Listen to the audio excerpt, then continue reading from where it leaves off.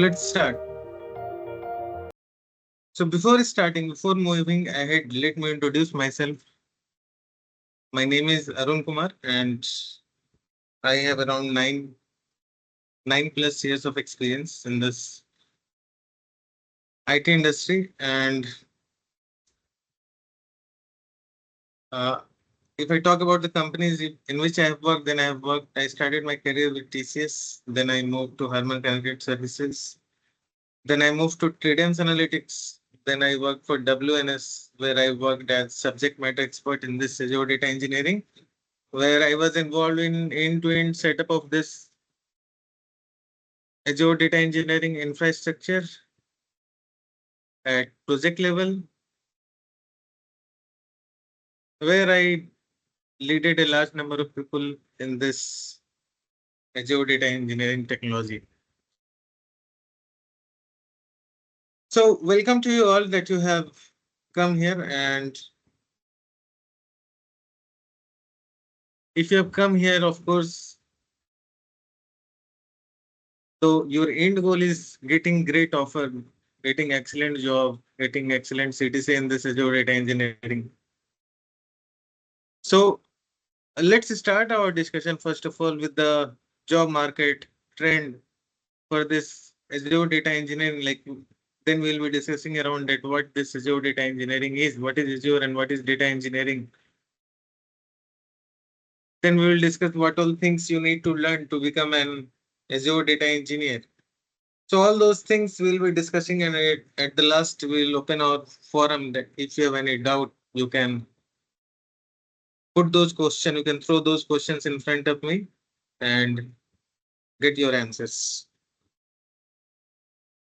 So right now, if I talk about this Azure data engineering, then this is the most trending technology right now in the market. Okay. There are few reasons for it to be such a trending technology. Okay. The first thing is this Azure, which is a cloud platform. So you might be listening that cloud. You might have heard here and there that learn any cloud technology. So this is one of the cloud technology, and another thing is this technology is related to data, and data is the fuel for industry. Data is the fuel for industry. You can think that some companies, some companies has its essence only because of data. I am trying to highlight, I'm trying to, I'm trying to highlight the importance of data. Let's take an example of bank. Okay. Suppose SDFC Bank is there, and that bank has data of crores of customers, crores of people that has account in SDFC Bank, right? What happens if that company loses its data? Do you think that SDFC will remain SDFC that what it is today? It will completely lost its essence. Its value is only because of the data that it has. Okay. So any company, whether it is in any domain, okay, is putting so much focus on maintaining or processing the data or storing the data which they have that you can't imagine. The company's existence can go away if they lose or if they don't maintain the data which they have in the right manner. Okay, this is the power of data nowadays. A company can lose its essence, a company can lose its existence if they lose the data. Okay, so this is the power of this data. Okay, and that's why it is being said that data is the fuel for industry. And this Azure data engineering is a mix of both. One is Azure, which is a cloud technology, and another is data.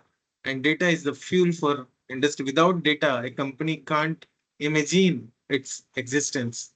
Okay, so this is a mix of both the thing. The another term which I want to highlight is this data engineering. Okay, this data engineering, this data engineering is actually the core of any data related work. Okay. Generally, I'm talking from general perspective. There are three major roles around that revolve around data. There are more roles as well, but I will be focusing on three roles only. Okay. The one is, of course, data engineering. The another is data analyst. The third one is data science. Okay. Or you can say data scientist. Okay. These two, data analyst and data scientist, totally depend on data engineering for them to proceed with their work. Okay. Only when data engineers give the data to data analysts and data scientists, okay, only then they are able to proceed with their work. Okay, you might be listening these words around you here and there, and more importantly these data scientists. But let me tell you, both of these people, okay, either it is data analyst or data scientist, both of them are dependent on this data engineering. And the demand of data engineering is such huge. This is my personal experience with 5 years of expertise in this data engineering domain. I have around 5 years of experience in this data engineering. If in a team there are 10 data engineers, okay, then in the same team there are two data analysts or two data scientists working. Okay, this much is the difference, because data engineering is a very crucial and critical task. It takes a lot of effort, and it takes a effort of large team to streamline the data so that these data can be used. These data can be used by the data analysts or the data scientists. Okay.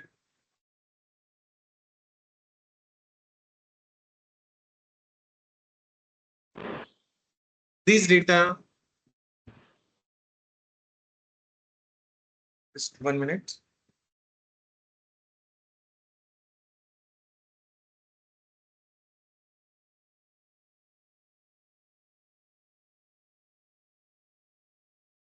Okay. So eh, these are data engineers who provide data to data analysts and data scientists to proceed with their work. The size of data is increasing day by day. Like if you remember when we were in our teenage, or we were in our college days, we used to have mobile with 4 GB RAM or 8 GB, sorry, with 4 GB memory, 8 GB memory. Now we have mobile phones of 128 GB memory, 256 GB memory. Okay. Why there is such a drastic change in the storage capacity? Okay. It's only because the velocity of data is increasing day by day. The velocity of data is drastically increasing. Just 1 minute.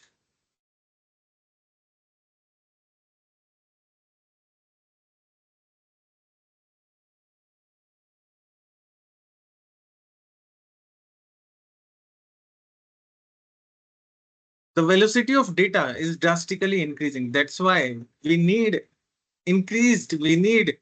higher storage space to store that data, right? Everyone is using Facebook, everyone is using Instagram, everyone is using YouTube. They are creating reels, they are creating videos, they are dumping that on these platforms. The screen time of people has increased wherever they are going. The mobile phones has become like part of human body, right? They cannot live without mobile phones. Wherever they are going, they are looking at the phones for every activity that they are doing. So of course, the interaction of human with the digital devices has increased a lot, which is directly increasing the velocity at which the data is getting generated. Okay. Then if I talk about, apart from velocity, then we have something called variety. Then we have something called variety. We have a lot of variety of data, right? So if I talk about some of the variety, then you are clicking photos, you have videos, right? You have videos, you have images, you have you have audio, you have file in your Excel sheet, right?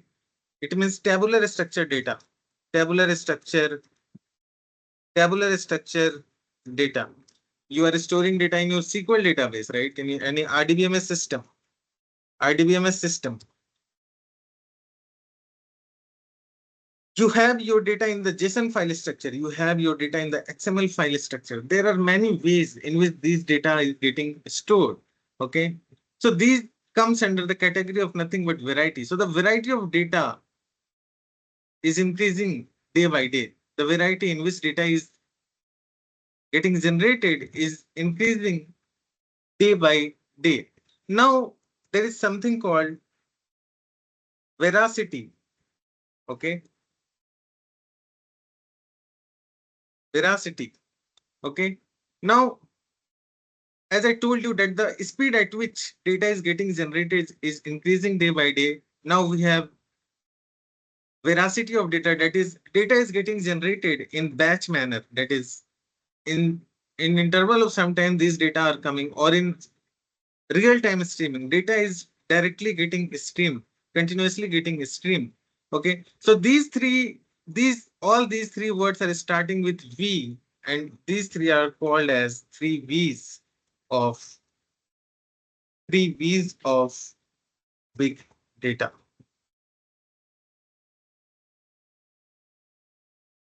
Three V's of big data. Okay. These three are called the three V's of big data. And when I'm using this term big data, it simply means data which has very huge size. Okay. When I'm talking about this big data, then big data simply means data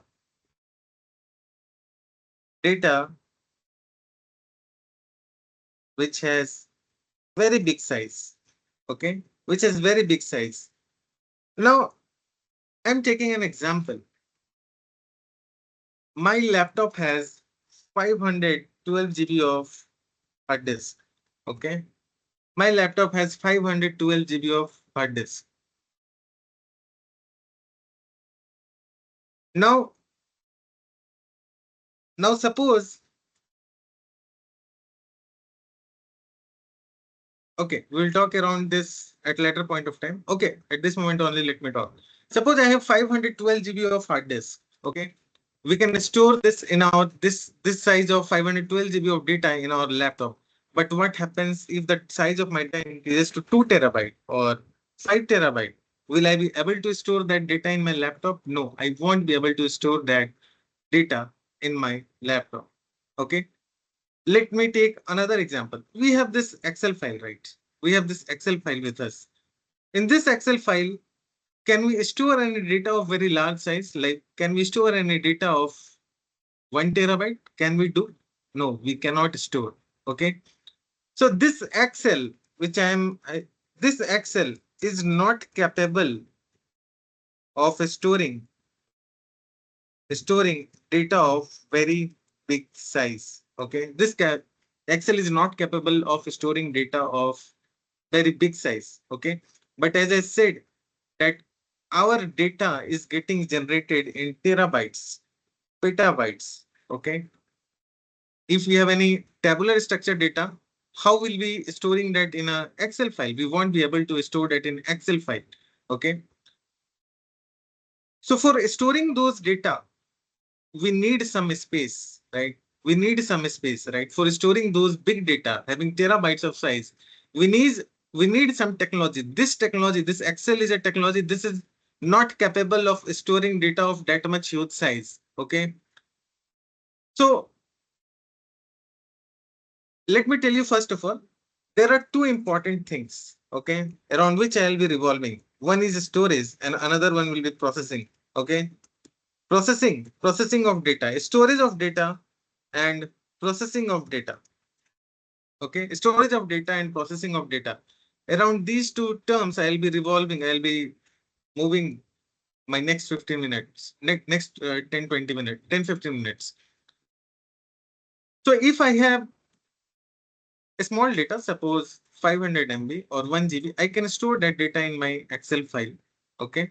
And as we know that most of the data that we have is actually dirty, right? It's dirty. It is data is not in usable format. The data that we have in industry right now is not, most of the data is not in usable format. that is not well structured. Okay, that is not, that cannot be used by, as I said, that data is mainly used by these two people, data analyst or data scientist, data analyst or data scientist. But how these data analyst and data scientist will be using the data? Okay, the data that we have right now in this industry, most of the data is dirty. So these dirty data that we have right now is dirty, and these dirty data is cleaned by the data engineers. The data engineering team actually cleans that data, bring that data into a structured format, automate the flow of data from source to target. And then once the data reaches to the target, then this data is consumed by the data analyst or the data scientist. I hope that these things are making sense to what I'm talking about. Now, data is two kind of problems are there, right? Data is huge. Data is huge. Hugeness means I'm talking about data is huge, and another is another is this dirty. Data is not into usable format. Data is dirty. Now, my this Excel is not capable of storing huge size of data. Like suppose I have 1 terabyte of data, this Excel is not capable of storing 1 terabyte of data. If it is not capable of storing 1 terabyte of data, then how will it be capable of cleaning that 1 terabyte of data?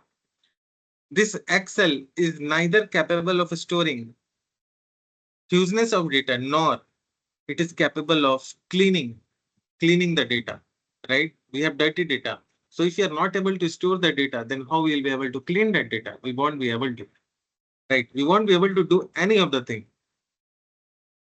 So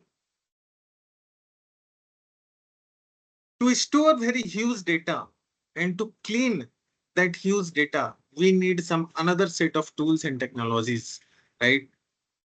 We need some another sets of tools and technologies, and there are many tools in the market that stores and processes very huge data, out of which this Azure cloud is one of the cloud platform which is capable of storing data of petabytes or terabytes of data. And in this Azure cloud only, we have some services which are capable of processing data of very huge size. Are you getting the point? Are you understanding what I'm trying to convey? Am I audible? Are you Yeah, understanding? we're able to understand. Yeah. Okay, good. You can ask me in between if you feel that you are not understanding what I'm saying. You can stop me in between and you can ask anything, whatever.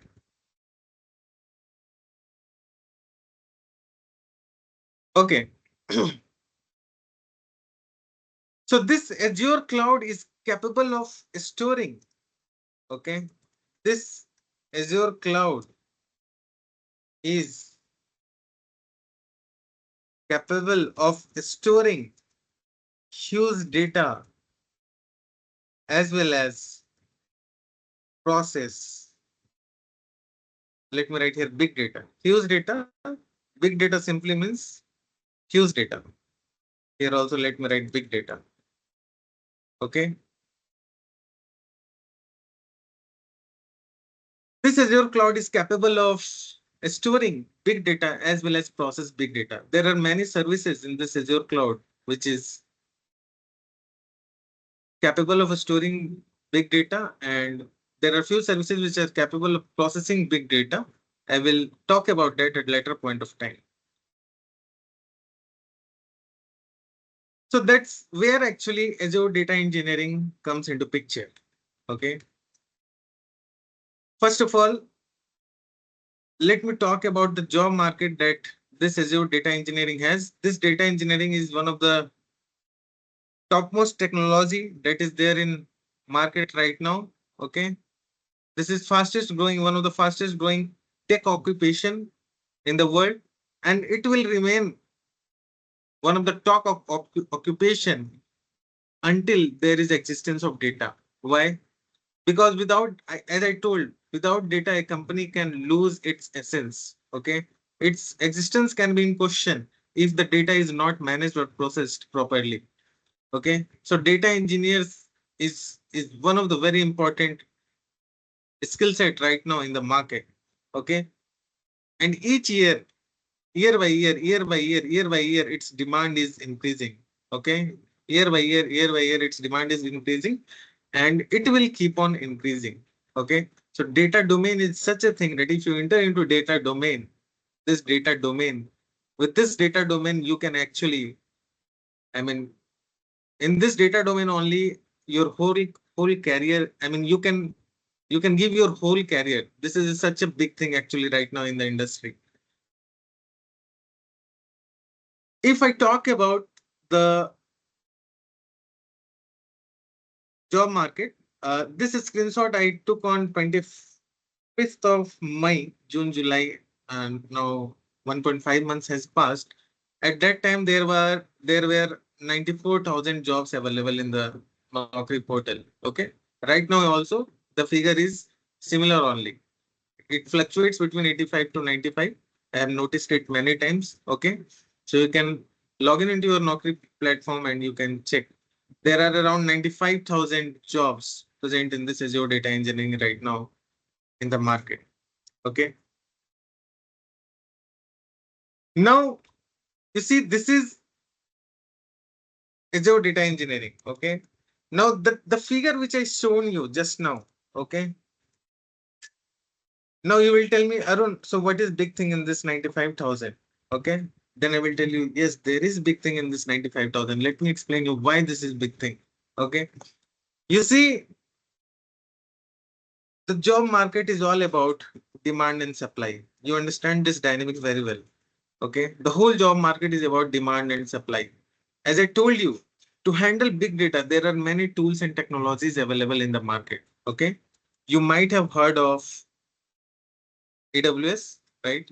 Of course, we are discussing around Azure. You might have heard of AWS. You might have heard of GCP. There are many other technologies as well. Okay.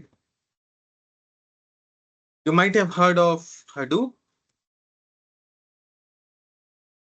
Okay. Snowflake. Snowflake. Very good. Snowflake. You might have heard of Alteryx.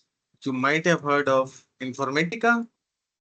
What else and anything else you are able to remember? SSIS. SSIS. Okay. Anything else you want to mention?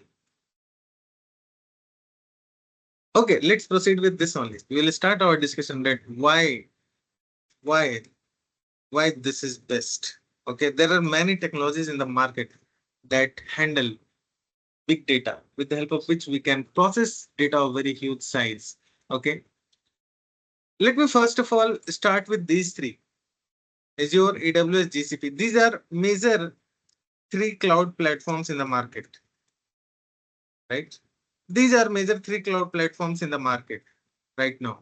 There are many other cloud platforms as well, like Oracle also has cloud platform. Many other companies provide cloud platforms. These are the three major cloud platforms. You all know that this Azure is Microsoft product, right? This Azure is Microsoft product. This AWS is Amazon product. This GCP is Google product,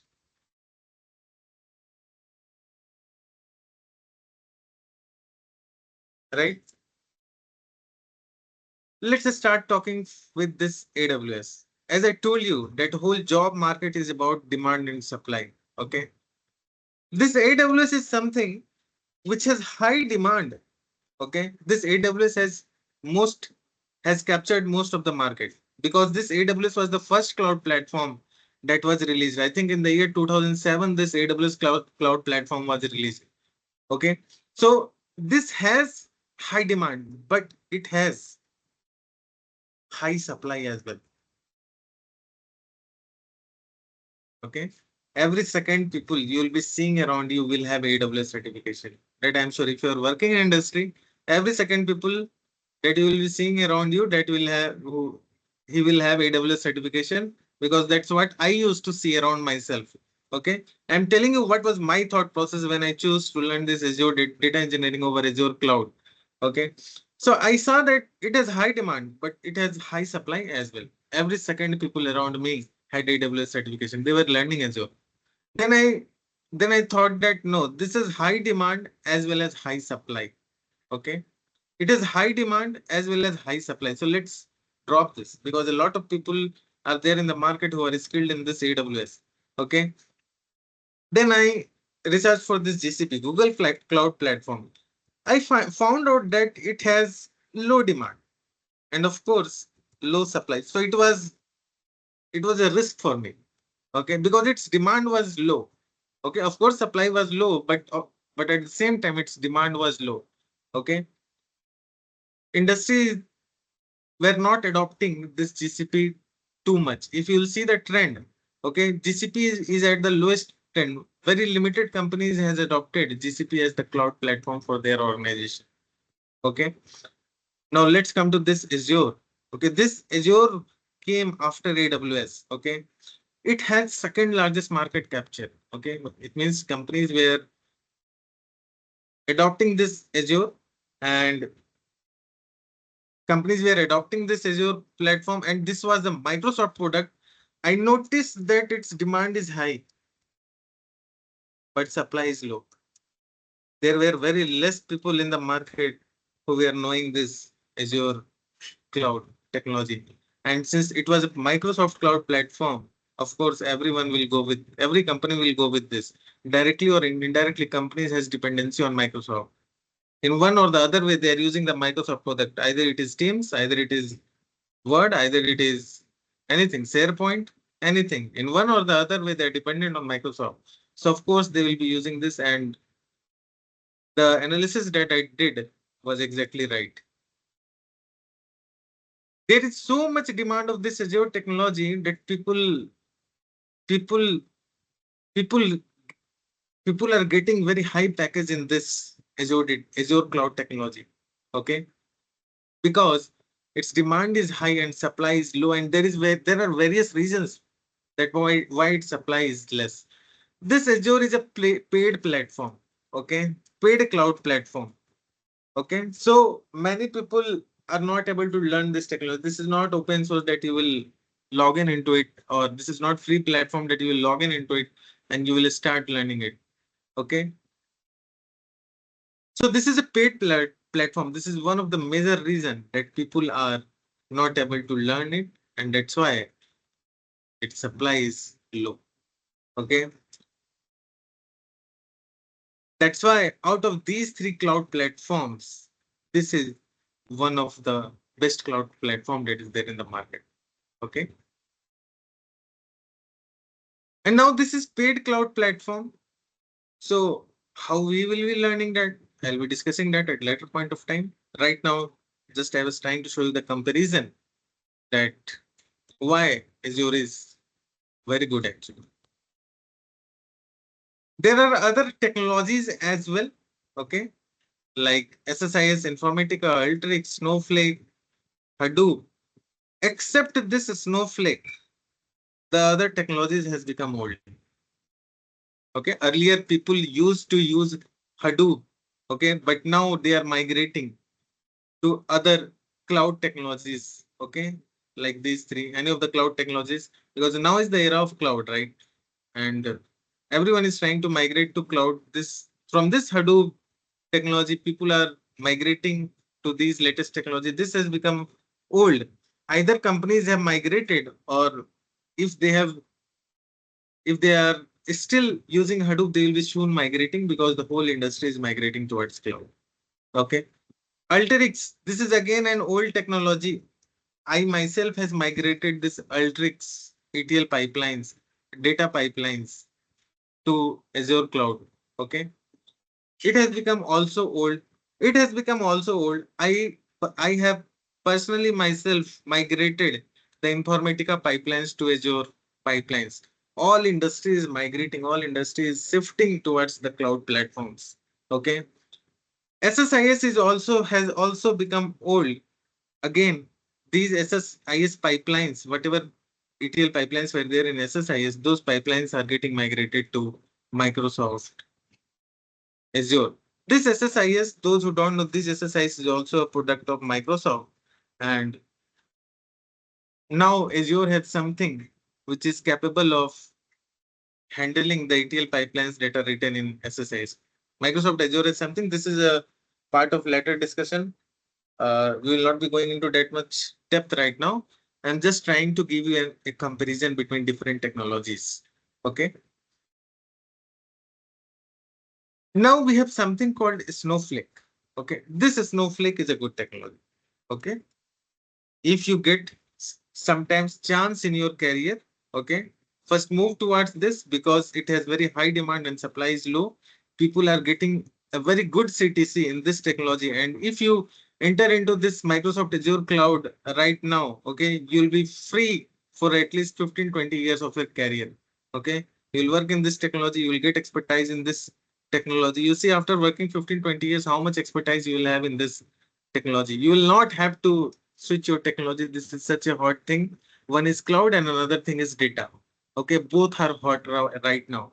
So data engineering over Azure cloud is the best thing that you can learn right now. If you have any doubt in your mind that which technology you should learn, then make your mind doubt free, because with my experience, with the experience of successful candidates that has learned this data engineering from us, I can blindly say that this is one of the best thing that is there in the market.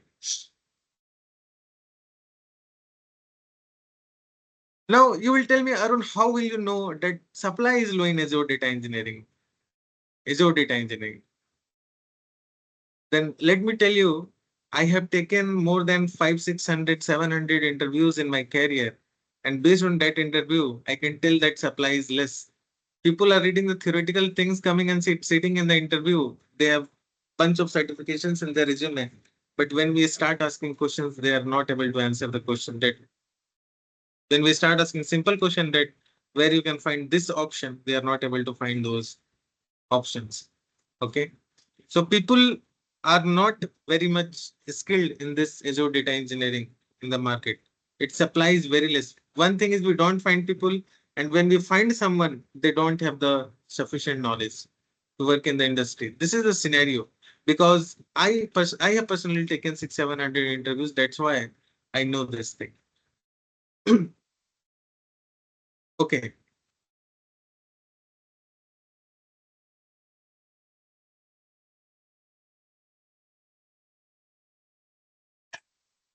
Okay, so I will stop just for 1 minute. If you have any question, you can put them in front of you. If you have any question till what we discussed till now, then you can put in front of you.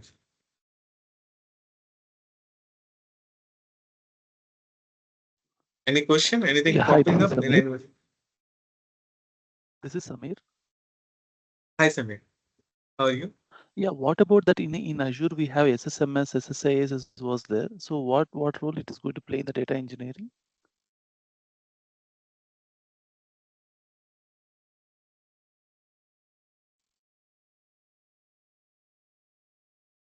Okay, Samir. So you asked about SSIS. Have you ever worked on SSIS?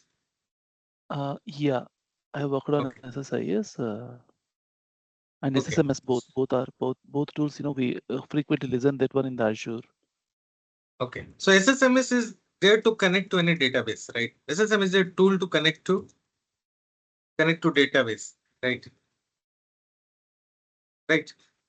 SQL Server Management Studio. And this SSI is Yeah, SQL Server Integration Service. This is an ETL tool. That is a Microsoft product. But now in Azure, we have something called Azure Data Factory. There is a service called Azure Data Factory. Okay. So now there is service called Azure Data Factory, which is replacing this SSIS. Getting the point? yeah, got it. Okay. This SSIS, which people were using earlier, is still now In industries, SSIS is being used because this was one of the legacy of Microsoft. But now Azure Data Factory has come up in cloud platforms, so people are migrating from SSIS to Azure Data Factory. Getting the point? What your answer? Okay. And I what will about show you. SSAS analytical tools? SSIS. Yeah. Okay, so for that we have something called Azure Analysis Service. Okay, this is another Okay. service in So Azure for this, you which mean can work. we no need to learn this MSBA completely at all, right? No, you don't need to learn. You don't now. You don't Okay. need to think about MSBI technologies. Now MSBI technologies has been replaced by this Azure Cloud Services. There Okay. are Okay. many services which are much more capable of the MSBI services. We'll be talking around those things further. I will tell you what are those services. Sure. Okay. Thank you. Getting the point? Hi, Arun. Yeah, got Shashikant it. here. Got it. MSBI has become an old thing now. Okay. Now everyone is migrating towards cloud due to various reasons. Uh, we will discuss about those reasons after some time. Yes. Hi, Arun. Shashikant here. Actually, Hi. uh, uh, if I'll share my experience. So around 2021 last, so I was learning ADF. 21 years. Not since 2021, right? Okay. 2021. Okay. So I was Okay. learning 3 years. ADF. Yeah, I was trying to switch to ADF. That Okay. time, some of the guys who just completed and they just simple question also just so they're able to crack the interviews. But nowadays, people are asking Databricks and Snowflake also and SQL. These are very much mandatory on so Python. So that I got to know. So how is your course going to help on this regard, like Okay. Databricks and Python and all? Yes. I will tell you. We'll be discussing around the topics that we'll be covering at the last of the session. Okay. Okay, fine. So how is the current job trend? Job trend is Can I? very good. Job trend is very good. The market for Azure has never gone down. Okay. Okay, Sasikant, you have asked a very good question. If any one of you has any doubt about the job trend, of course, you are going to learn some technology. You are going to invest your time there in that technology, right? So if you should know clear cut that whether the thing in which I'm going to put my energy will really give me the fruits or not. Is there is demand for that technology or not? Then do one thing. Just make a dummy resume of Azure data engineering. Okay. Take any of the resume of your friends, change the name, mobile number, email ID, all those things, and make a Naukri profile and just put that resume in Naukri.com and see whether you are getting the calls or not. Okay. If the frequency of calls that you are getting is good, this is a clear cut indicator that the demand for that technology is very much high. Okay. This is how I figured out. I I got confirmed when I was starting that this is the technology because the frequency of calls that I was getting when I was starting was very high. Okay. If you also want to take that confirmation because you'll be going to put your effort and time, right? So you should be 100% sure that this is something in which if I will hard work, I will get the result. Then make a dummy resume. Take resume of any of your friends who are already working on Azure data engineering and create a Naukri.com profile and put your resume there. Getting the point? Making sense?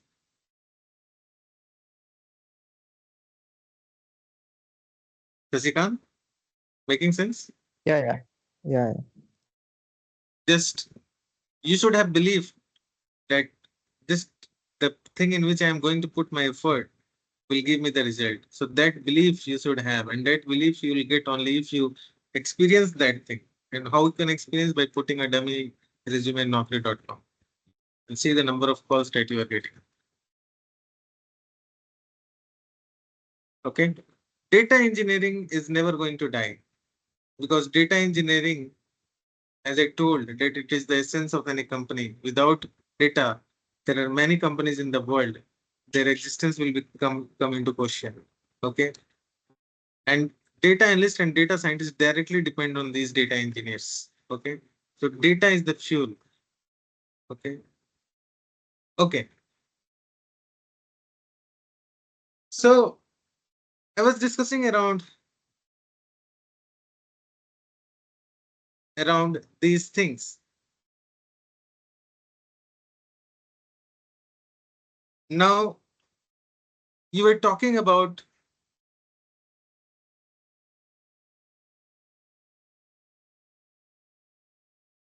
okay. So we were talking about two things: storage and processing, storage of data and processing of data. Now how how Azure cloud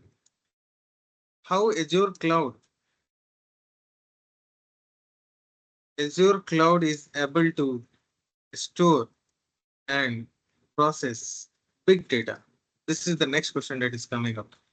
Okay, how Azure cloud is able to store and process big data? Okay, this is the next question that is coming in front of you. So in Azure cloud, there are many services. In Azure cloud, there are many services. When I'm talking about services, you just simply think that it is a kind of software. Okay, you simply think that it is a kind of software. Okay, software over cloud. Now, when I'm talking about cloud, okay, simply think that something which I can open from browser, okay, which I can open from browser. I'm taking a very simple example, okay. Earlier we used to listen songs, right? Earlier we used to listen songs. We used to download those songs in our mobile phones. Now we don't download any song in our mobile phone. Do anyone download songs in their mobile phones? No. Now no one download songs in the mobile phones. What they do, they use many kind of app. Like we have one Wink Music. Okay. What they do, we just need an internet connectivity. Okay. We just need an internet connectivity. We just open that app and we start playing our song. These songs are stored at a remote server. Songs are stored at the remote server. These songs are stored at very remote server. We are just connecting with internet and we are just accessing those songs, right?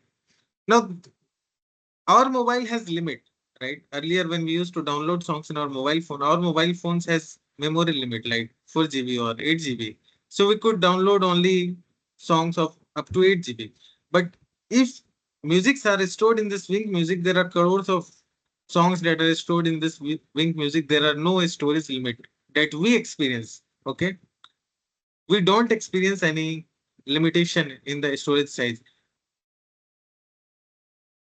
We don't need mobile of any specification like my mobile should have 8 GB memory. Otherwise, we will not be able to play music from Wink Music. We don't have any such restriction. We are just opening that app and we are just listening the songs. Similarly, we have database installed in our laptop. Like this is my laptop, right? In this laptop, this, I have this MySQL database, right?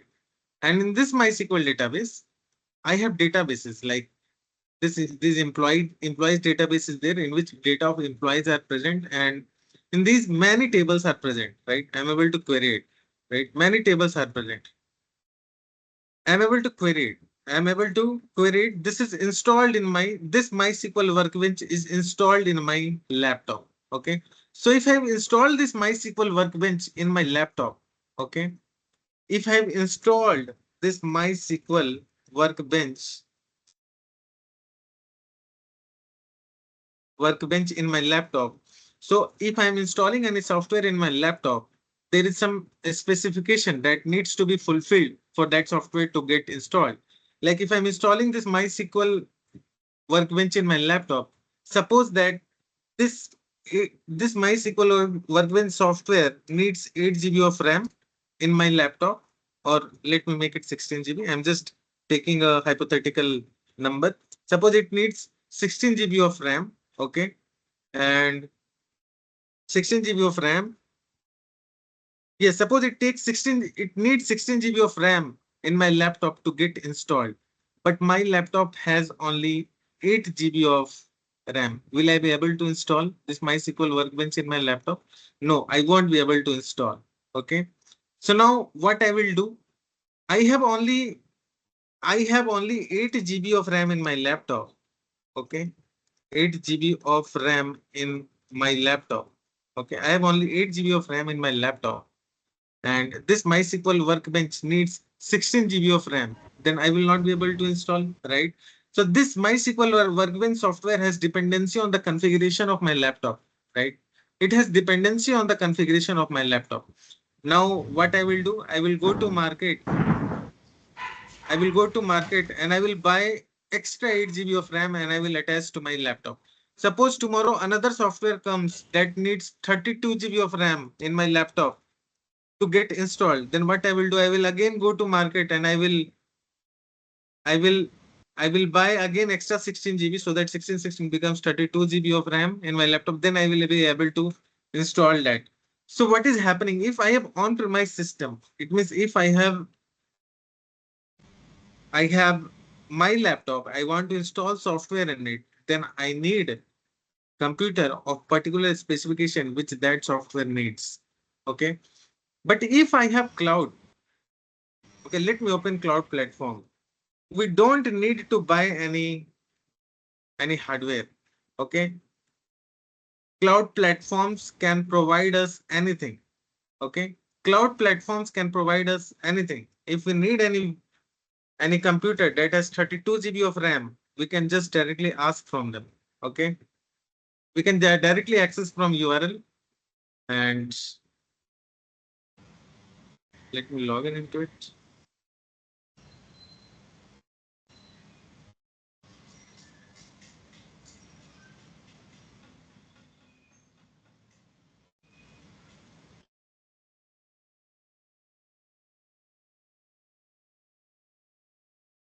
Just give me 1 minute.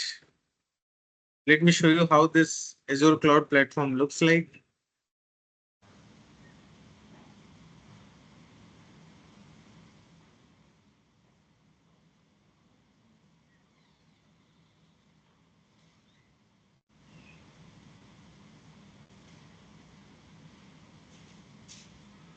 Okay, so this is the first view of Azure Cloud Platform, that how it looks like.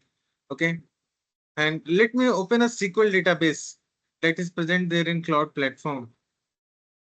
I'm opening a SQL database. You see, this is a SQL database. So I have this MySQL database in my local laptop. I have this SQL database. I can configure SQL database in cloud also. Okay, let me log in into it. Let me show you here also we can see the data.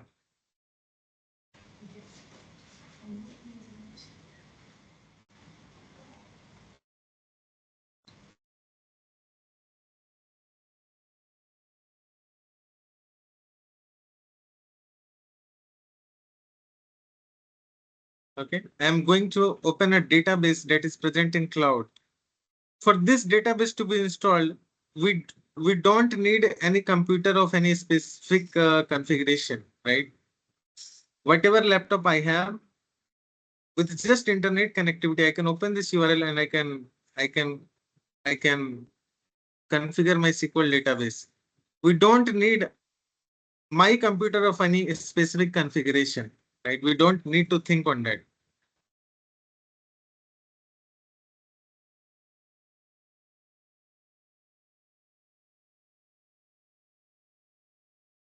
Okay, you see. Here also we are storing the data, right? Here also we are storing the data and here also we are storing the data. Now, what is the difference? This MySQL is not present in cloud. It is present in my laptop. But this SQL database, which I have opened in front of you, it is present in cloud. This SQL database doesn't have any dependency with my computer. Okay.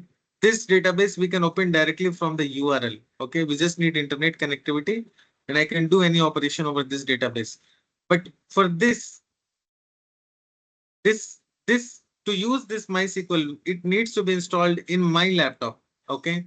Only then I'll be able to use it. Okay. But for this, we don't need to install it in our laptop. This database doesn't need computer of any specific configuration. This thing we can directly access from the URL. So you can think that any company which is not a technology company will think of using cloud in their company. Why? Because if they are maintaining that in their local computers, their own data center, they will have to manage the hardwares. Okay, they will have to manage the workforce, all the things. They will have to manage the security, and all these things cost a lot to companies. Okay, so what they will do? They will just think of taking this database from any cloud platform. Like Azure is a cloud platform. So, like suppose I have a company, I will ask Azure that give me a database. I want to store data, and Microsoft will give me one database, this database, and I will be able to store my data here, and I'll be just paying rent to Microsoft. Okay. This database I'll be using. And for using this database, I just need to pay rent to Microsoft. Nothing more than that. I don't need to think about who will be managing these databases, who will be managing the security of these databases. We don't need to think around all those things. Okay. So it is removing a very big headache to the companies. Okay. So that's why companies are now moving towards cloud platform. Many companies has already moved. If any company has not moved, they are moving towards it because this is the future. This is making them get rid of the headache of maintaining the IT hardware or IT infrastructure. Okay, I hope that these things are making sense. So this is nothing but a simple example of cloud. Okay, cloud is something which we can access through internet. Okay, through internet, we don't need a computer of any specific configuration. Okay, so this is saving a lot of cost of the company. So companies are migrating towards cloud. Okay. So this is the Azure cloud, which I just shown in front of you. So this Azure data engineering is, again, I'm telling mix of two things. One is cloud and cloud of that two of the Microsoft, and the another word is this data. Okay. So it is a combination of these two things. Now I've talked pretty much about cloud. Now I'm going to answer this question. How Azure cloud is able to store and process big data? Okay. Or what are the services involved in Azure cloud to store and process big data? This is the question. Now I'll be answering this question. Okay. When I'm telling about services, you just think that I'm talking about software. Okay. Nothing more. Suppose if I'm telling about SQL service, SQL database service, okay, you just think that I'm talking about a SQL database. Okay, this is a SQL database. This is nothing but a software. Okay, nothing more than that. Okay, which we can access through internet, right? I was accessing this MySQL from my local computer. Now I am accessing through internet, through browser. I'm accessing this software from browser, nothing more than that. When I'm telling service, you just think that any software that I am accessing through browser, I'm accessing it through browser, right? So now let's talk about what are the services involved to store and process big data. So there are many services in Azure cloud. Okay, there are more than 100 services. Okay, 100 services, but there are more than 100 services in Azure, but you don't need to learn all of them. But you don't need to learn all of them. Okay, you don't need to learn all of them. You just have to focus on few technologies that are relevant for data engineering. There are many services. Services means what I said, software. There are many services that are present, more than 100 services. And the use of every service is different. Every service is different. Like if there is any web developer, okay, if there is any web developer, for them, there is something called Azure Web App. Okay. We are data engineers. For us, there are many services. Let me talk about these services one by one. Like for web developer, Azure Web App is a service, so we don't need to learn that. For data scientists, there are another service. We don't need to learn that. For data engineers, what are those services? I'm listing down all those services here. Okay. Let's talk about, first of all, storage. So in data lake, in Azure, we have something called Azure Data Lake. Okay. Azure Data Lake. And I told you that whole big data will be revolving around two things. One is storage. That it's gone.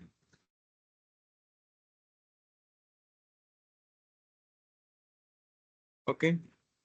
I told you that whole big data will be revolving around two things. One will be storage and another will be processing. Okay. Another will be processing.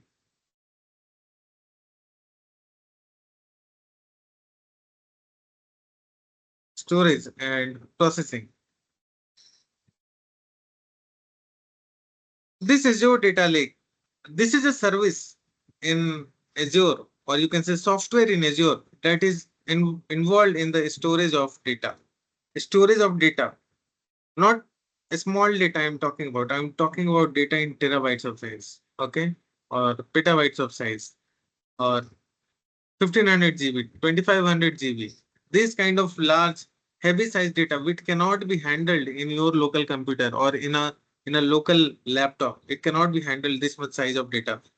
So we have something called Azure Data Lake, which can store data of very huge size. Okay, this is something which is used for storage purpose. Then we have something called Azure SQL database.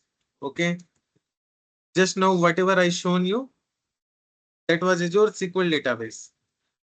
Okay, this is also used for storage purpose. Okay, then we have something called Azure Data Factory, and this is used for the processing of data. We have something called Azure Databricks.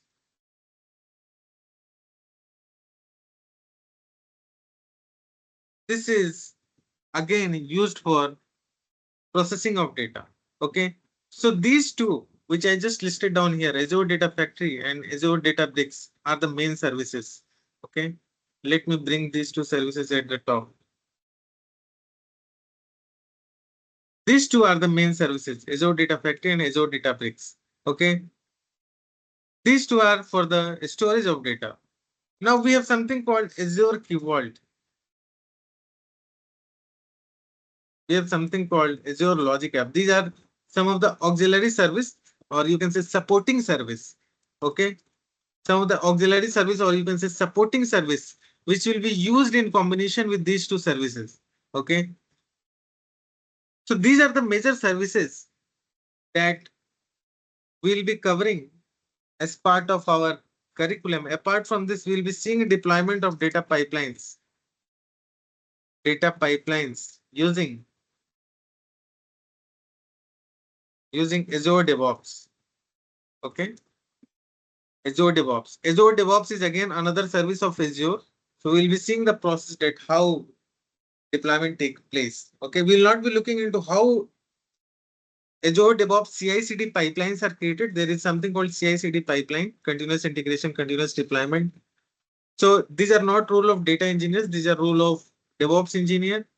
Data engineers are responsible for using the CI/CD pipelines given by the DevOps team to deploy their pipelines. That's all. Okay. So we'll be seeing the deployment of data pipelines using Azure DevOps. Apart from this, yeah, so these are the major services that we'll be covering. Okay. Now let me talk about two prerequisite around some prerequisite for this. Okay. SQL is mandatory. SQL is mandatory. Without SQL, you can't enter into data domain. Okay. This SQL you should know. Okay. SQL is mandatory. If you are at any level, you can learn that with time. That is not an issue. But SQL is one of the mandatory thing. Now we have something called Python. Okay. Python, if you know, you will always have an S. You will always have an H. Okay. If you know Python, you will always have an S. Okay. In this Azure Databricks, there is something called Spark. Okay. In this Azure Databricks, as I said, that it is used for the processing of data. Now, how Azure Databricks processes the data? Azure Databricks processes the data with the help of Spark. Azure Databricks is very much big game changer in the industry right now. Okay. This Databricks is a separate company. This Azure Databricks, which you are seeing here, okay, is a combination of two products like Azure, which is a Microsoft product, and Microsoft, and another one is Databricks. And this Databricks is a separate company. Okay. This Databricks is a separate company, and this Databricks has cast the market. It is taking over the market, okay, of big data industry. This Databricks is capable of many things, okay, and one of its capability is processing of big data, processing of data of very heavy size. Okay, let me show you. If you get opportunity to work in this Databricks company, that will be very good. Okay, this is a separate company, Databricks company. You see, this is Databricks. Okay, this is a separate company. Okay, so this was established in this company was established in 2013, 11 years back. Now it is picking up the speed. Okay, this product is getting more mature day by day, day by day, day by day. So this Azure Databricks is a combination of Azure plus Databricks. So if Databricks is running on Azure, then we call that as Azure Databricks. Okay. If Databricks is running on Azure, then we call that as Azure Databricks. And behind this, actually Spark runs to process very heavy size of data. Okay. And this technology is itself capable of making you land in a job. Okay. Let me tell you, I wrote here two things, right? SQL and Python. In which platform you will be using SQL? In which platform you will be using Python? Okay. So it is Azure Data Factory in which you will be using SQL. Okay. And it is Azure Databricks in which you will be using SQL plus Python. Okay. And SQL plus Python. This is Azure Databricks where these SQL and Python will be used. And here I've written Spark, or you can say PySpark. Now, I have seen that many people are confused that what is PySpark. They have doubt. Of course, I had also this doubt when I started my journey long time back. Okay, so let me answer this: that what is Spark and what is PySpark? Okay, when I talk about this Spark, and when I talk about this PySpark, okay, then Spark is nothing but a compute engine. Let me give you a disclaimer that Spark is not a programming language. Many people are confused. Even I was at my time that Spark is a programming language. Let me give you a disclaimer. Spark is not a programming language. Okay, so if you're thinking that it is a programming language, let me tell you that Spark is not a programming language. Getting the point, understanding? How many of you thought that Spark is a programming language, or at this confusion that Spark is a programming language? No one wants to speak? I have the perception about this one, PySpark. Yes. Okay, about PySpark, that it is a programming language, right? Yep. Okay. PySpark, Scala kind of things. Yeah. Okay. Okay. So Spark is a compute engine. It is not a programming language. Now, if I'm telling that it is a compute engine, then you will immediately ask me, Arun, what is this compute engine? Let me tell you, compute engine simply means a group of machines which will process your data. Okay, group of machines which will process your data parallelly at very high speed. Okay, I'm taking a very simple example. I'm taking a very simple example, then I will be coming towards a Spark. Okay.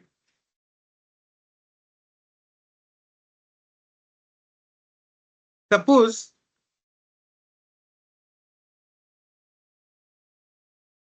laptop configuration. This is my laptop configuration I am writing here. Okay. I am writing my laptop configuration here. I am taking just an example. Okay. To make you understand. Suppose my laptop has 500.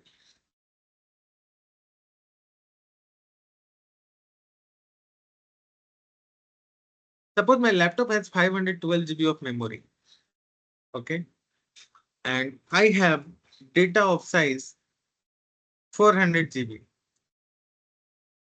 Or you can say I have data of size 512 GB. Okay. This is my data size. So tell me, I will be able to store this 512 GB data in my laptop, right? Because my laptop has 512 GB of configuration. I am taking an ideal situation just to make you understand. There is no relation of it with the reality. In reality, it is not possible. But I am I'm taking a hypothetical situation to make you understand. Okay. Data size is 512 GB. My laptop configuration is 512 GB. So will I be able to store this 512 GB of data in my laptop? Yes, I'll be able to store. Tomorrow, some new data came into my organization. Okay. Now, my data size increased to 1024 GB. Okay. Now tell me, will I be able to store this 1024 GB of No. data in my laptop? No. The clear-cut No. answer is no. Now, what is the solution for this? What do you think? Either we need to extend the data. Sorry, come again. Who is telling? Either we need to extend our. We need to. This is Samir, sir. Samir. We need to extend our database. Basically, I mean, it's like memory size, or we need to shrink our data size. Okay, very good. So we cannot shrink our data size. You gave two options. So my data is very crucial. I cannot lose my data. Right. Now what will you do? You will extend the I need size to of your hard drive. extract my hard disk here. Yes, yes. You need extra hard drive of 512 GB. 12. Right. Yep. Now tomorrow again, my data size increased. Tomorrow again,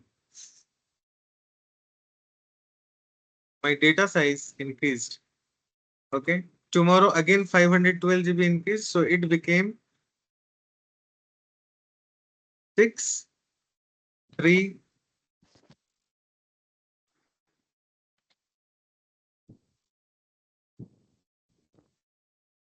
Okay. 2148, right? Yep. Sorry, what you said? 2048. I mean, it's like data was increased around 512 means, again. Okay, 6. Okay, got it. Yeah, fine. No, okay. So now I have this much data. Okay. Again, what I will do? I will have to again okay, one more. Yeah. put one extra hard drive. Okay.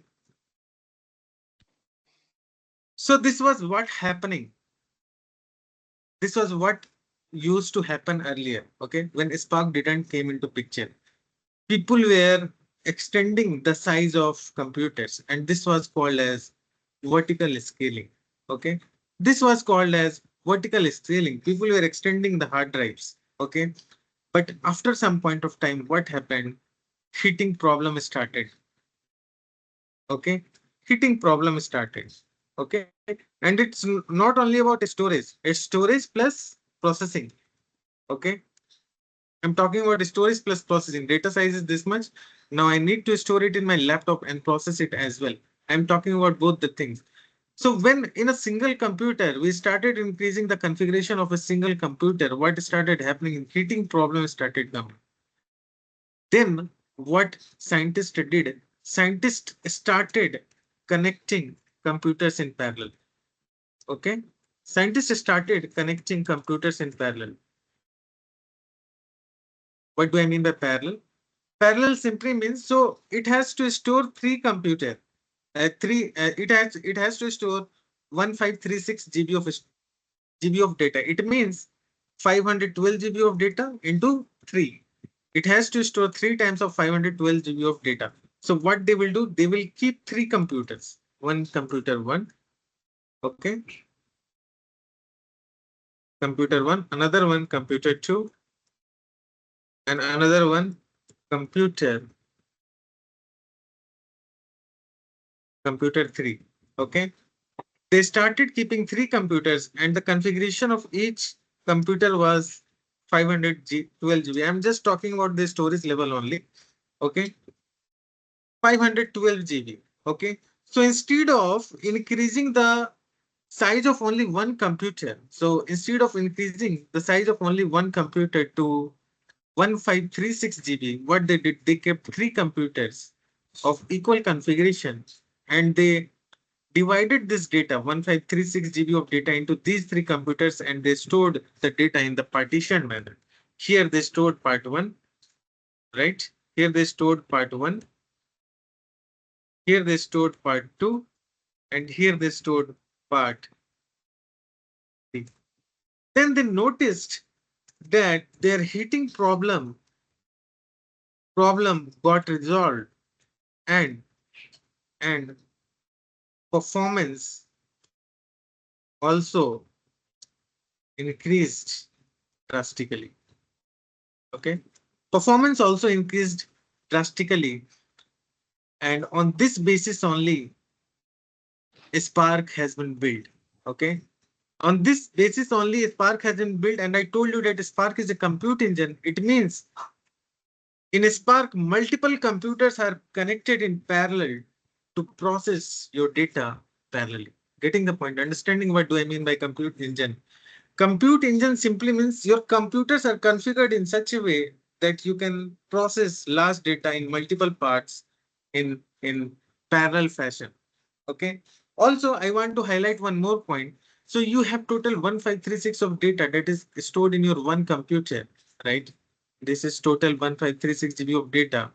Now, if you will be processing your data, okay, in only one computer, with the help of one computer, if you will be processing 1536 GB of data, so suppose it is taking 3 hours, and if you will process the same data with the help of 3 computers, it means these 3 computers will be parallelly processing this 1536 GB of data in 3 parts, each part having 512 GB, 512 GB, 512 GB. Then tell me in how many hours it will be able to process. What do you think? Is it making sense? Are you understanding this?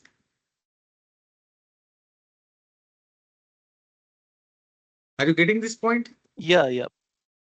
In Yeah, one yeah. hour, It will take nearly completely 1 hour time to complete this one. exactly. So it will process the data in 1 hour. Earlier, it was processing the same amount of data in 3 hours. And from here, it clicked to the mind of scientists that let's build something that in which multiple computers will be connected in parallel, and our data will be divided in multiple computers, and it will be processed parallelly, reducing the processing time. And that's where this Spark came into picture. Now I hope that you are clear. So Spark is a compute engine. It simply means that in Spark, multiple computers are connected in parallel, and communication channel has been set up between multiple computers, that how one computer will be communicating with the another computer, and this whole setup is nothing but Spark. I hope that you are getting this concept that what this Spark is. This is not a programming language. Now let's talk about this PySpark. Okay. So PySpark are nothing but Python APIs over Spark. Python, PySpark are nothing but Python APIs are over Spark. As I said, that Spark is a compute engine. Okay. So Python codes that Spark can understand. Okay. These are nothing but these things are called nothing but the PySpark. Python codes that Spark can understand. These are called nothing but PySpark. or you can say Python APIs over Spark, Python APIs, Python codes that Spark can understand. These are called as PySpark. Is this clear? Is this making sense? Are you getting what I tried to explain? Yeah. Python Making code which Spark understand. Yeah. Spark understand. PySpark is sub part of Python. Okay, or you can say subset of Python, a small part of Python which has been built specifically to interact with Spark. Getting the point? PySpark is subset of Python which has been specifically built to with interact with Spark. Now is this clear? This concept clear? Clear picture is clear? Yeah. Okay. So there are APIs in other languages as well. Like this PySpark is Spark with Python. There is something called Spark with R language as well. Spark with Scala as well. Spark with Java as well. Okay. So there are many languages which this Spark supports. Of course, Python is one of them. R is one of them. Scala is one of them. Okay. Java is one of them. But Java is not supported in Databricks. We'll be talking around that as part of our session. Not supported in Databricks. Then we have something called SQL. Okay. So you have to, of course, SQL is there. Okay, let's keep it here. You have to give, if I talk about the programming language, scripting language, let's not go into SQL because SQL is mandatory. Without SQL, you can't go into data. You can't imagine to work into data domain. If I talk about these four things, okay, then my suggestion is you go for Python. Okay. All industry earlier code was being written into Java but the Java code was so complex that it used to get difficult for the other developers to understand. Okay. People also used to write code in Scala. Okay. But now this is my experience. This is my experience saying all the companies, not all the most of the companies are using Python. And if they are not using Python, they are migrating towards Python because of its multi-speciality, all you can say, because of its all-rounder capacity. This is Python language nowadays is all-rounder. It is used at many places. Okay. It is used for data analysis. It is used for data engineering. It is used for data science. It is used for website development. Okay. It is used for web scripting purpose. It is used for automation purpose. Okay. So it is used in almost all the places. And that's why I have written it that Python is all-rounder. You just take a hold on this technology. Okay. Leave other technologies. Okay. This is the most demanding technology, I mean, language right now in the market than the other languages. Okay. So you have to focus on this and you have to leave this. There are data engineering is an ocean.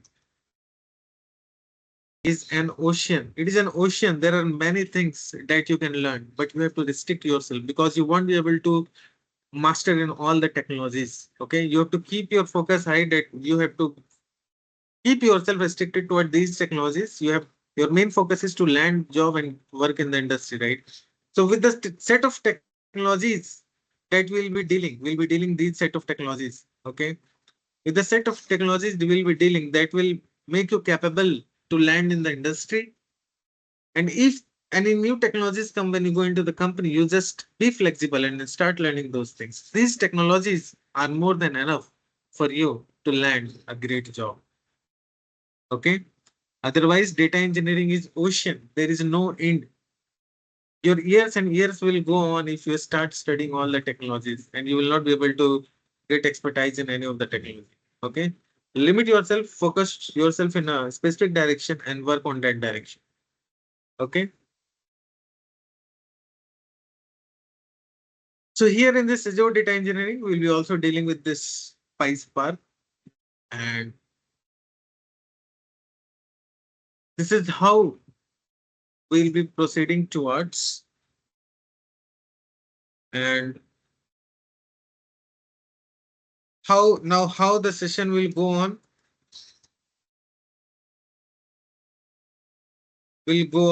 So we will have on weekly basis, we will be providing 4 videos, 3 to 4 videos. Okay. You have to watch those videos, and then we have Saturday, Sunday. These 2 days we will have doubt session. Okay. You have to work from your end, because unless and until you work, you do hard work from your end. Okay. You will not be able to land job. You have to do hands-on. Okay. So we'll be giving 3 4 videos on weekly basis, and Saturday, Sunday from 1 to 2 p.m. Okay. You'll be coming in doubt session with me. Okay. Where you'll be start throwing any question that you came across, that came in your mind when you're going through that videos. You should have a doubt notebook. Okay. Doubt notebook where you'll be writing all the doubts that is coming in your mind. It's very necessary for you to run your mind. Okay. That's why we are working in this model. Okay. You have to watch the videos. You have to think. You have to think the things that whatever your studies. Okay. We have this discussion channel. You have to come here and post the question or issues that you will be facing. Okay. Here your questions will be resolved. And on Saturday, Sunday, you will be interacting with me live. If you have any doubt, you want to discuss with me anything, whatever is coming in your mind, you just start come in that session and you just start putting those questions in front of me. Okay. So in this model, we will be moving. Okay. And this program will be going for around 3.5 to 4 months. Okay. 4 months. And if you work hard, these much times are sufficient for you to land job. It really depends upon multiple permutation and combination. Like many students comes to us, they already know SQL. So they crack the job early. If someone is coming and they already know SQL and Python, they crack much early. Okay. If someone is coming to us who is nil, who don't know anything about SQL, Python, about any technologies, because we without training many people from the non-IT background, from banking background or from edtech background have also moved to the tech industry. So they have also come. So for them, it might take little bit of more time. So that's what I'm telling. It really depends that what background you have. Okay. Generally, I take time as 3 to 6 months if a person is genuinely working hard. Okay. I take this window 3 to 6 or 7 months. In this period, he or she should crack the interview if he's working really hard. Okay. And this is the syllabus which I have. I think that you all would have got the syllabus. These are the syllabus that will be discussing. These are those things only that whatever we discussed here. These services of Azure will be dealing in depth into these services and what all topics will be covered. So all those topics has been written here in this syllabus. You can take this syllabus if you want to have a look at this syllabus. And now I'll be opening my forum. If you have any question, you can start throwing.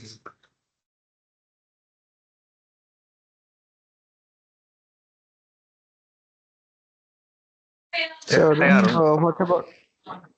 Yeah, go ahead. Yeah, yeah, Arun. Actually, I'm working as a data analyst. Like I was working with SQL, Tableau, and Snowflake. So Okay. I was looking for a career transition. So is this a good career opportunity? Because I'm Yes. just thinking Best. in terms of salary only. Actually, I thought that I would go for data science as well, but No, I'm no. seeing your video in YouTube. Then like, okay, I will attend the demo. Then decide Visit. like that. I Data science is I would not recommend. We will talk that thing personally. I would not recommend. Hype is there in the market. Okay, sure, sure. I will not recommend. We can talk that thing personally offline. Yeah, sure, sure. Thanks.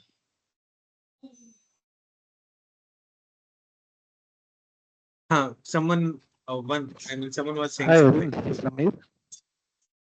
Samir. Yes, Samir. Yeah. Yeah.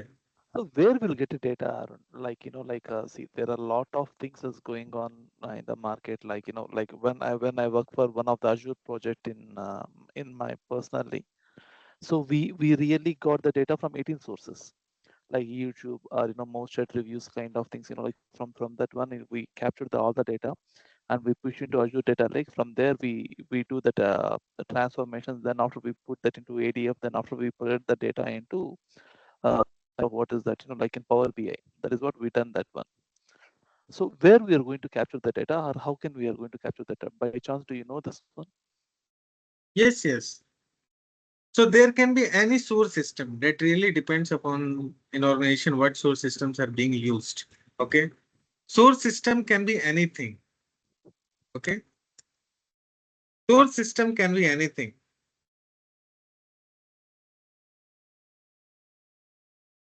Source system can be anything like Oracle, Teradata, MS SQL. Okay. MS SQL, SFTP. It might be possible that someone is dumping data manually into your Azure data lake. That might also work as your one of the source. Okay. Source system can be any of these technologies. Whatever I listed, it can be apart from that also, it can be Snowflake as well. Okay. Any of these things can be source system. A typical work of data engineer is to perform the ETL operation, store the data in correct manner. The whole process should be optimized and automated. Right? If daily data is coming, how will you be automating that? If how will you be automating that process? Because daily manually you will not be processing, right? If some fail is happening in the pipeline, how will you be triggering the mail to the respective stakeholders? Daily hundreds of pipelines are running. How will be logging the information of those pipelines at one place so that at any point of time, any stakeholder comes to know that 10 days before the data which was loaded is wrong, then they can go into that log table and then they can look into that. What was the pipeline, from where the data came, who triggered the pipeline, getting the point what I'm trying to say.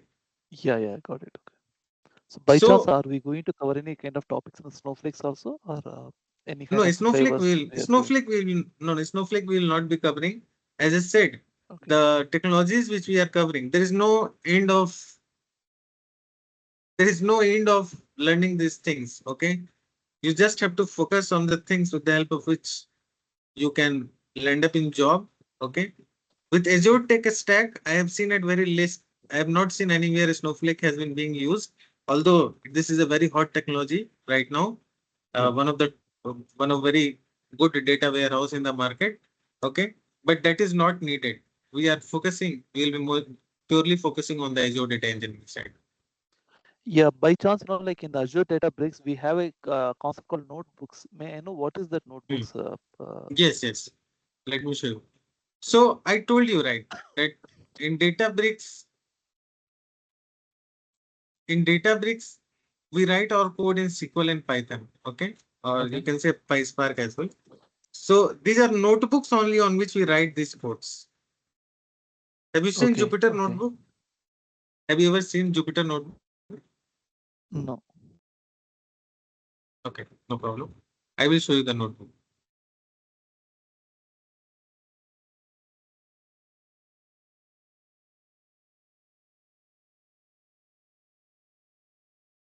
Okay, let me show you Databricks.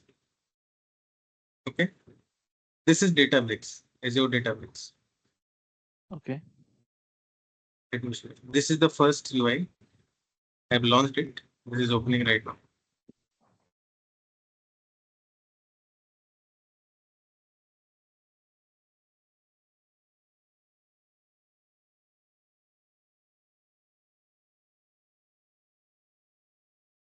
Okay. You see, these are notebooks in which codes are Okay. written. Getting the point? Yeah. If you want to write any code, you just need to click there and you just need to write like a is equal to 5, b is equal to 10. Result is equal to a plus b. Okay. Here you can write your codes. And here Spark What is the clusters are purpose there. basically? Sorry. To What is write the the purpose code. of this? To write. So Okay. you are data engineer. You will be automating whole process, right, of data flow, Okay. right? There's nothing And but a also, compiler. sorry. It is a kind of compiler, or like is a kind of Uh, development platform. ID, Okay. ID, Okay. you can Yeah, say. got it. Okay. Okay, got it. But in this ID, your code runs on Spark behind the Okay. scenes. Yeah, You got see, it. Okay. are you seeing this data? Data Yes, frame, yes, yes. data. Okay. So this data can be processed. We can write SQL query as well here. Okay. This data can be processed by writing any complexity of code. Okay. This data, I mean, this is small size of data. It can handle crores of data very easily. Yep. These Yeah, are got it. Okay. clusters over which codes run. Got it. Thank you. So this is called notebook actually. So Arun, Thank you. we have to, are you going to teach Python also? No, Python we will not be teaching. If you want, see in our YouTube channel, Python videos are daily getting uploaded. You can come and start learning Python from here. Okay. Python videos has been open sourced. You can start all the Python series. Daily one video is coming here. Okay. You can come and start learning Python here. Because Okay. Python is also a very huge topic. So how much you have to Hmm. learn for data engineering perspective? So that should Up be. to up to function level. Can you just mention Up the to topics? I will mention. I will give you. I can give you the syllabus which you need to cover actually. Up to function level. Yeah. You should know how to define function. Okay. Up to that level you need to know. Okay. Okay. You don't So need to go into the classes concept, that how can we define classes or what is inheritance. Okay. yeah, All those things you don't need to go. yeah, Python is a I very huge topic. So that's why I just wanted to know right. how much we have to cover. Yes, I will create a syllabus specifically for data engineering. I already have a syllabus for Python, but I will create a syllabus specifically for data engineering and I will share it with you all. And you can come here. He is my friend, Dinesh. He's working with PepsiCo. Okay. And he's teaching Python. You can come here and you can start watching all the videos. Daily one video is coming up here. Okay. Let me share you this link. You just subscribe to it. You start following it. He's also a data engineer working with PepsiCo.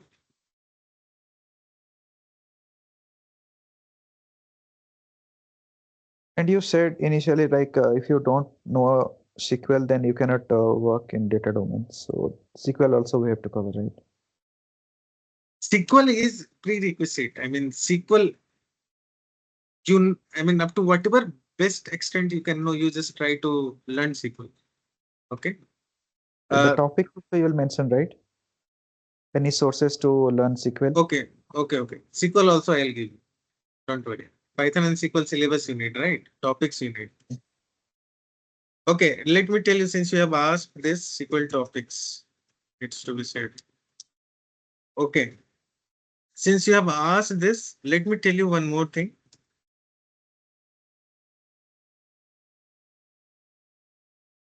I have my 100-day plan.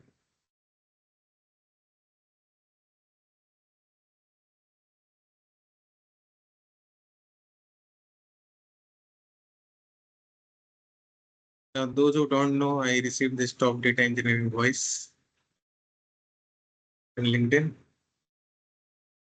I have my 100-day plan, okay, which I have curated personally. Okay. For those, if anyone want to do self-study, And for them, I curated this plan. And this plan, I have divided each day. This is a 100-day self-study master plan. Okay. And for each day, what topics you need to cover. Okay. So all the things I have written down here. So in Is this, it let possible me to share share this with with us? yes, yes, yes, yes. I will share you. So here you are getting SQL, what all topics you need to cover SQL each day.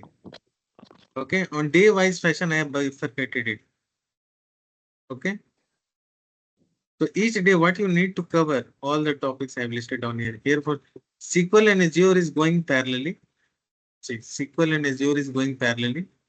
And once SQL ends up, then I have started here. Once SQL is from here, Python is starting.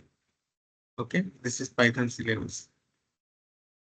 From here, Python is starting. All the topics that are needed for data engineering has been mentioned here. Getting point?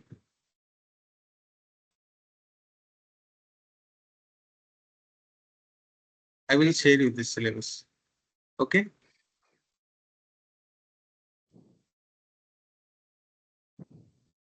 So here, Shubham, syllabus, yes, yes. right? So you have mentioned like you're starting ETL. What is that definition that you will go through? After that, you will start Databricks. So in that, No, no, no, no. This ETL concept will come later. Okay. okay. After first of all, we'll be moving towards Databricks. From Databricks, everything is will be So here starting. Python is needed, right? As a Databricks. Yes, here Python is needed. Here Python is needed. Basic level of Python is needed up to function level. Okay. So first we need to focus on Python and also this Databricks. Right, right, right. You are in which language, Hindi or English? Because we have in two languages, in English as well as English. In English, Databricks has been covered in last. In English, Databricks has been covered first. Okay. Hello.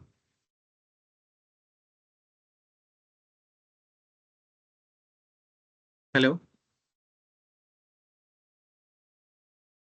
Am I audible? Yeah. Yes, sir, you're audible. Yes, it's audible. Okay. So this is syllabus. I will share. I will tell my learning consultant to share this 100-day plan in the WhatsApp group. If anyone wants to have a glance over it, they can have a look over it and how you will be accessing the course. So this will be a website. Here in dashboard you will be going, and behind it there is LMS. So you will be able to. This is that course where you have to, where you'll be getting all the videos. And on Saturday and Sunday, you'll be coming face to face. If you have any doubt, you can discuss with me. And this is the discussion channel. If any issue you are facing, you just dump your question here, build a great community and start answering the questions of each other. Okay. Otherwise, I am there on Saturday and Sunday to discuss your doubts. So our main focus is to enable you to work hard, to enable you to do hands-on. Okay. So this approach has been taken keeping that thing in focus.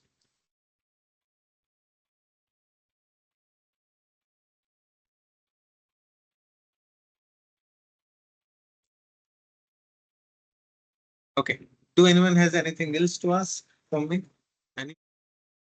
If not, let's wrap up. I will provide this PDF, this 100-day plan and the syllabus, this 100-day plan that I opened in front of you and syllabus. I will tell him to share it with you all and you can go through that and let's connect next week. Thank you, everyone. Take care. Thank you for your time. Bye. Thank you. Thank you. Thank you.